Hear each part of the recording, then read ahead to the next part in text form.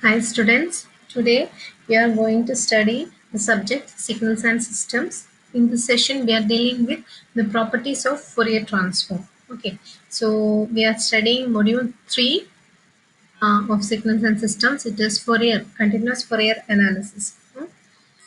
Okay, um, then first property is linearity. So we know that uh, what is linearity means. So for a signal to be linear, it should satisfy superposition principle. Okay. So here also we are saying it should satisfy superposition principle. So let's see what is the linearity principle says. So if Fourier transform of the signal x1 of t equal to x1 of j omega, and the another signal Fourier transform of x2 of t is x2 of j omega, then the weighted sum of the input signals, weighted sum of the given signals, that is a into x1 of t, Fourier transform of a into x1 of t plus b into x2 of t should be or will be equal to a into x1 of j omega plus b into x2 of j omega. So this is linearity principle for continuous time Fourier transform. Okay. So now the next property is time shifting. Okay. So means there is a shift in time domain. So we know that Fourier transform of x of t, that is f of x of t is x of j omega. Then the Fourier transform of x of t minus t0, that is a shift of t0, will be equal to e raised to minus j omega t0 into x of j omega. So this t0, this time shift is reflected here. Hmm? Okay, so let's see the proof for this property.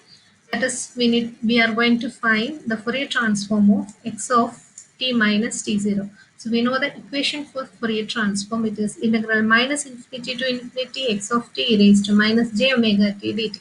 Here in this case, our x of t is x of t minus t0. Okay.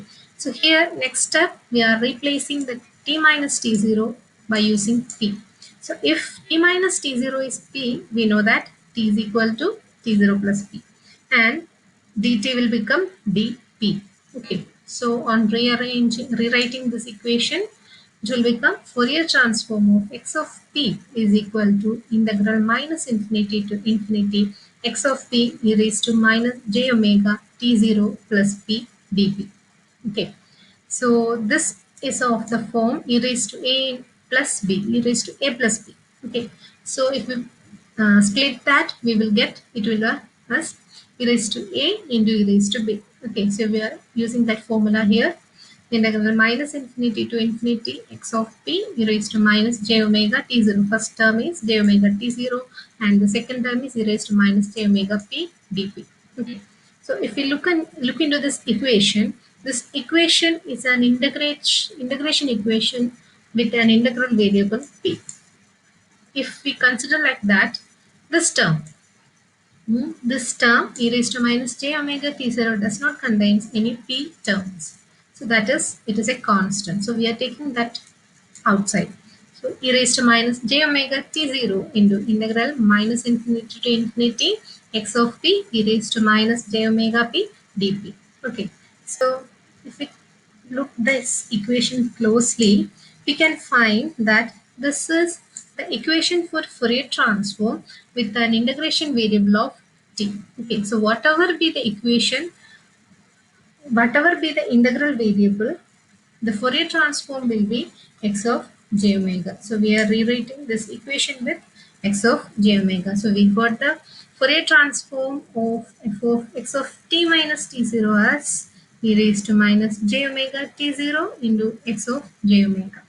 Okay, let's see the next property. It is time reversal property. That is, we are going to reverse the time. So if Fourier transform of x of t is equal to x of j omega, then the time reversed version of x of t, that is Fourier transform of x of minus t, will be x of minus j omega. Then we are going to find, there is a proof. Fourier transform of x of minus t is equal to integral minus infinity to infinity. X of t will become x of minus t e raised to minus j omega t dt. Okay, so we are, if x of minus t means, if we remove the minus sign from here, it will reflect here also. So integral minus infinity to infinity x of t e raised to minus j omega t dt. Okay, so if we need to bring this into a standard form, that is, we are taking minus outside. So this e raised to term should be should contain a minus term.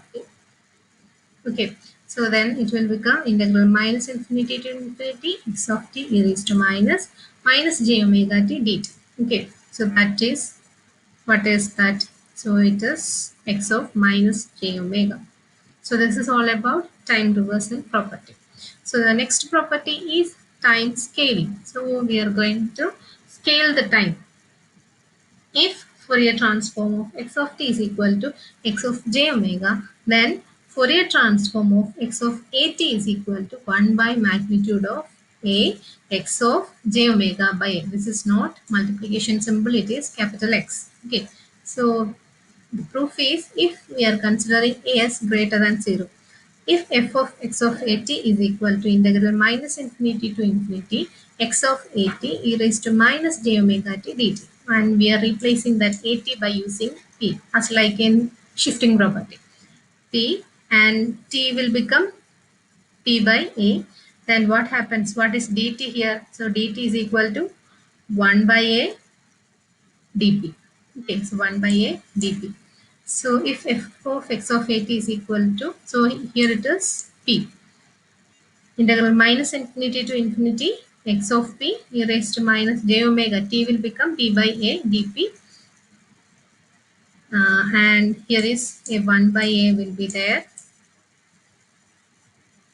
Okay, so then 1 by a integral minus infinity to infinity x of p e raised to minus j, we are arranging the common terms, constant terms together, omega by a, because p is the different integrating variable. Then this equation will be the Fourier transform equation of omega by a. So 1 by a x of j omega by a. Okay. So if a less than 0, then f of x of at will be minus 1 by a x of j omega by a. That is, in general, we can write Fourier transform of x of at will be 1 by magnitude of a x of j omega by a. Okay. So next is the frequency shifting property. So there is a shift in frequency. If Fourier transform of x of t is equal to x of j omega, then x of Fourier transform of x of t into e raised to j omega 0 t. So there is a shift in frequency will be equal to x of j omega minus omega 0. That is, here is a shift in frequency. So here is the proof. The Fourier transform of x of t raised to j omega 0 t will be integral minus infinity to infinity x of t e raised to j omega t e raised to j omega 0 t into e raised to minus j omega t dt. And on rearranging this, we will get x of t e raised to minus j into omega minus omega 0 into t. So this is the equation for Fourier transform of, that is, it will become x of j into omega minus omega 0. Similarly, if Fourier transform of x of t is equal to e raised to minus j omega 0 t, that will be equal to x of j into omega plus omega 0. So the next property is differentiation in time. If Fourier transform of x of t is equal to x of j omega, then Fourier transform of derivative of x of t will be j omega into x of j omega. Okay, so here we are considering the inverse Fourier transform equation for finding the proof. Okay, so the x of t equation will be 1 by 2 pi integral minus infinity to infinity x of j omega e raised to j omega t d omega. Okay, then we are taking the derivative of x of t. So with respect to t, that is, this equation is full in the form of omega. So only the t term is e raised to j omega t. So we are taking the derivative of that term only. So the equation will become 1 by 2 pi integral minus infinity to infinity x of j omega d by dt of e raised to j omega t d omega. Then 1 by 2 pi integral minus infinity to infinity. We are taking the derivative. We will get it as j omega into x of j omega e raised to j omega t d omega. Okay, so then now we are taking the Fourier transform of dy dt of x of t. So here we can see that instead of j omega, the rest of the term is equation for inverse Fourier transform. So we are taking the Fourier transform of inverse Fourier transform. Then the equation will be reduced to x of j omega. Okay, so in general, we can say that Fourier transform of d raised to n by dt raised to n of x of t will be j omega the whole raised to n into x of j omega. Next property is differentiation in frequency. So in the frequency domain, we are applying differentiation. So let's see what happens. If Fourier transform of x of t is equal to x of j omega, then Fourier transform of t into x of t will be equal to j into d by d omega of x of j omega. Okay, so x of j omega, we are taking the equation for Fourier transform will be equal to integral minus infinity to infinity x of t e raised to minus j omega t dt. And we are taking the differentiation here. So dy d omega of j omega.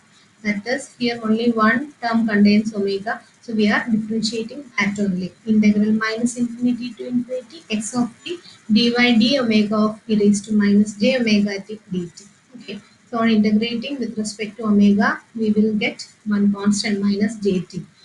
Minus jt integral minus infinity to infinity x of t raised to minus j omega t dt. Okay, so j is a constant. We are taking that out. This minus j integral minus infinity to infinity t into x of t e raised to minus j omega t dt. So here the x of t will be t into x of t. So this is the equation for Fourier transform of t into x of t. This minus j f of t into x of t. So, so what is the Fourier transform of f of t into x of t? It will be j into, so minus j on going the left side, it will become plus j dy d omega of x of j omega. Next property is integration in time. Okay, so if Fourier transform of x of t is equal to x of j omega, then the Fourier transform of integral minus infinity to t x of t x of tau d tau. Okay, tau is a time instant. Okay, equal to 1 by j omega x of j omega plus pi into x of 0 into delta of omega. And the next property of Fourier transform is convolution. So we know that the convolution in the time domain will be the multiplication in the different frequency domain. So we are taking the convolution of two signals in the, we are taking the Fourier transform of two convoluted sequence, we will get multiplication. Similarly, we are multiplying two signals and taking Fourier transform, so there will be convolution at the frequency domain. So these are the 10 important properties of Fourier transform. Thank you.